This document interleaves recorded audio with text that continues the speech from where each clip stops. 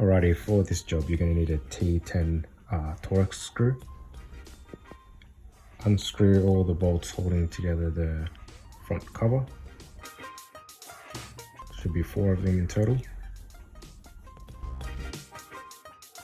Remove the cover completely.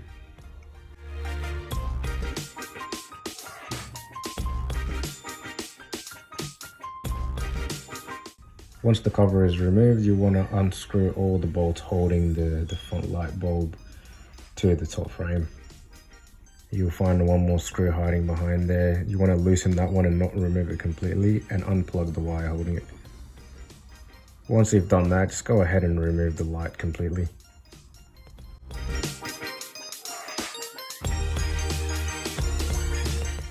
Now behind the headlight, you will find a little cover. Just unclip it and remove. Once you've removed the cover, just unclip the wire connecting to the light bulb. Once that's done, you'll find a little clip at the front of the light bulb. Just twist that one to the left and it should loosen it up.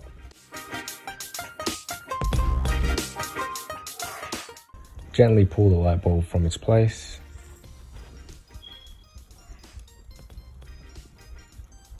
And remove. As you can see here, I've got the new bulb next to the old one. As you can see, the old one's quite burnt out. Once that's done, grab your new bulb and make sure the connector is facing downwards and place it back same way we removed it. Once you place it back in, just twist the clip to the right hand side to secure the bulb. And reconnect all the wiring. Once that's done, reconnect the cover and clip it back in.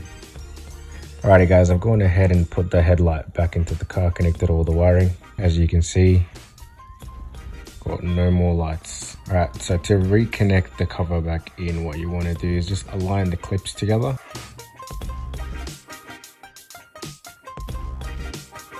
And you just want to kind of slide it into each other, kind of just force it downward.